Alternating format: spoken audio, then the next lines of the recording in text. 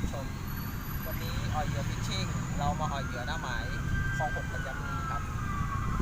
ผลงานจะเป็นยังไงเราไปติดตามรับชมเลยนะครับจบ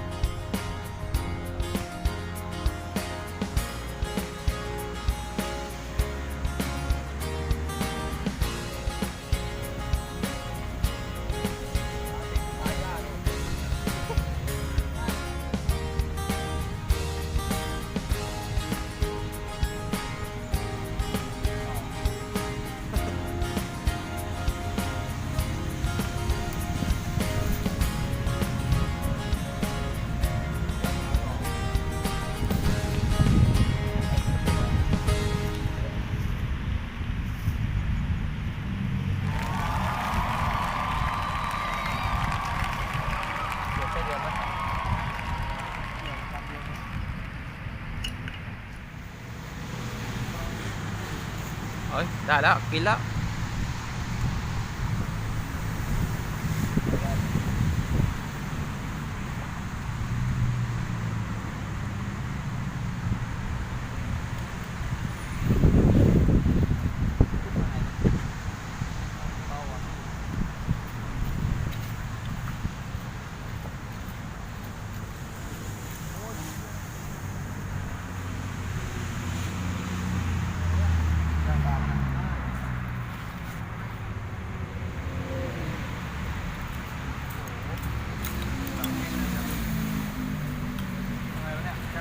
อ้าว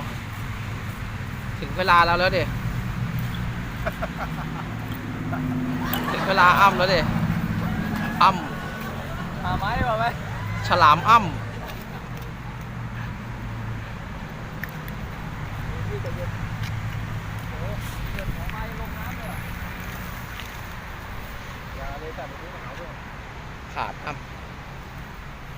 ำค่อยดึงเดี๋ยวตีหน้านะเอ้ยมันได้แล้วค่อยๆดึงค่อยเอาเข้ามาไม่ใช่ฝนตก ต่อลงไปแหวกเลยวะต่อไปลงไปช่วยมันแหวกเลยดิเดี๋ยวให้ต่อลงช่วยแหวก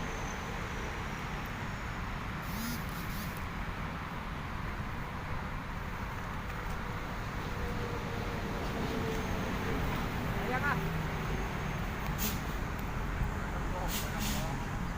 ร้านติดอยู่วะ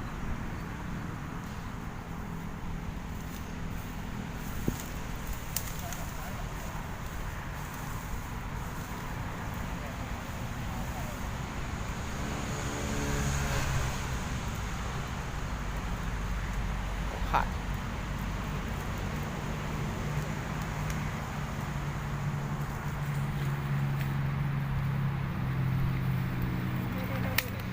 ปลาตัวแรกครับปลาตัวแรกผมครับ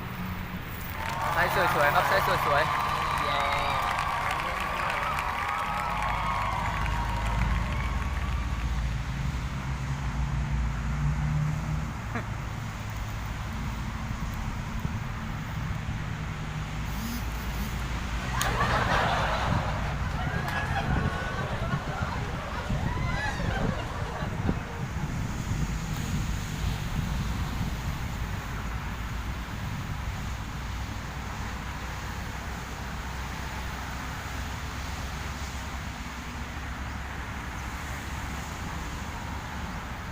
พอ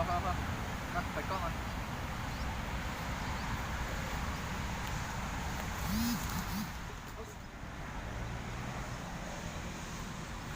โดนไหม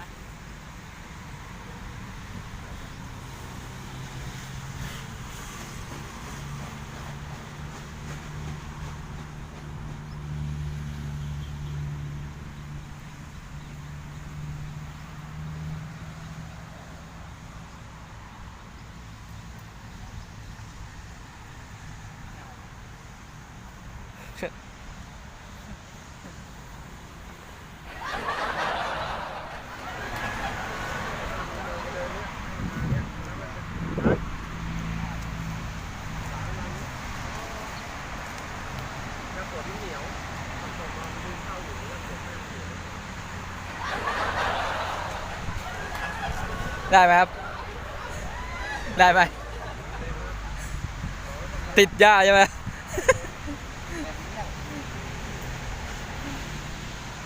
ทักทายถือว่างานทักทาย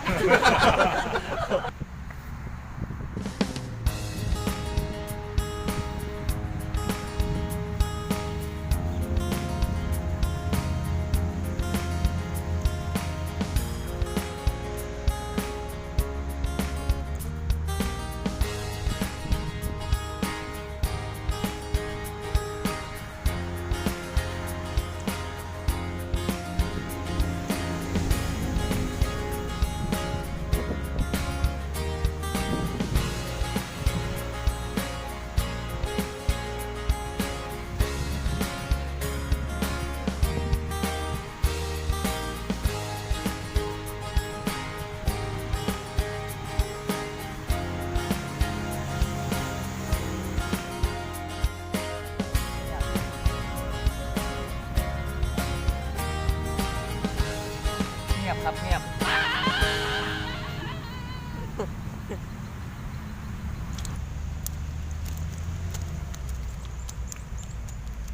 ผลงานจากหมายของ6ธัญญาครับชั่วโมงกว่า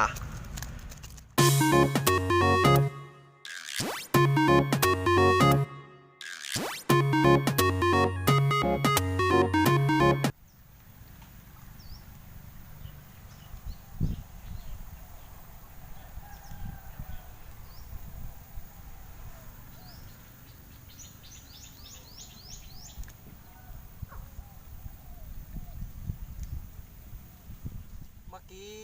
เนื่องจากหมายคลอง6มีเหตุที่เราจะต้องย้ายนิดหน่อยนะครับ ผมเลยเปลี่ยนโลเคชั่นมาแถวคลอง9อันนี้ก็เป็นหมายรับแถวบ้านผม ก็บรรยากาศก็ยังร่มรื่นเหมือนเดิมนะครับ เพราะว่าอาทิตย์นี้เป็นแบบพายุเข้า แต่ก็ลงไม่เยอะก็เลยต้องลุยต่อ เพราะว่าเหยื่อเรายังเหลืออีกเยอะยังไงก็รับชมต่อเลยนะครับ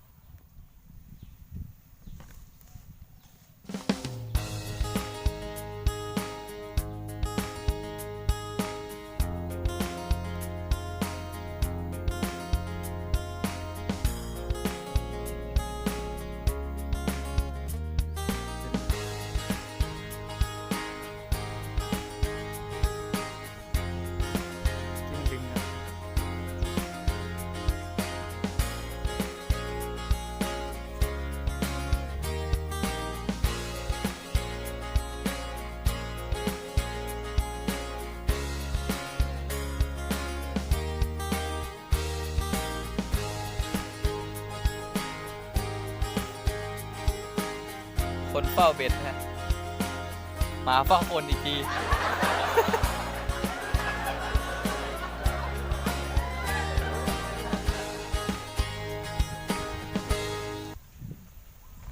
ไงนะครับไงครับ สุดยอด ฟิตด็อกฟิตด็อกฟิตด็อกเตอร์สวยงามครับสวยงาม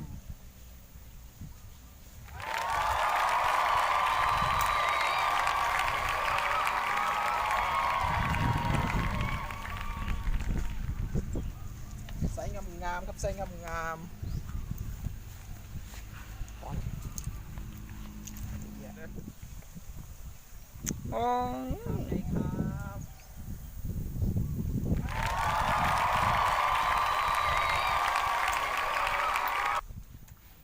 งามครับ กินตอนฝนตก พอมาครับ พอได้ พอได้เล็ก ใส่แว่นครับ สายแว้น สายแว้น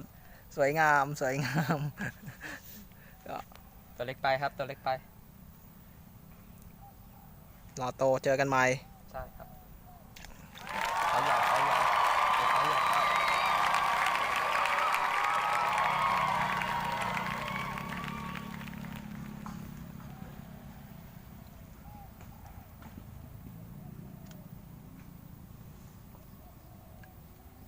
ครับ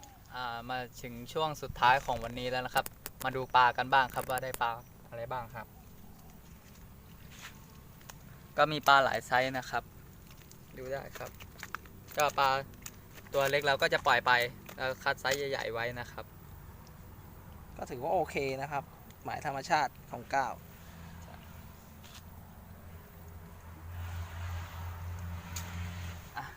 ยังไงก็ฝากกดติดตามเป็นกำลังใจให้พวกผมอ่อยเหยื่อฟิชชิ่งด้วยนะครับสำหรับวันนี้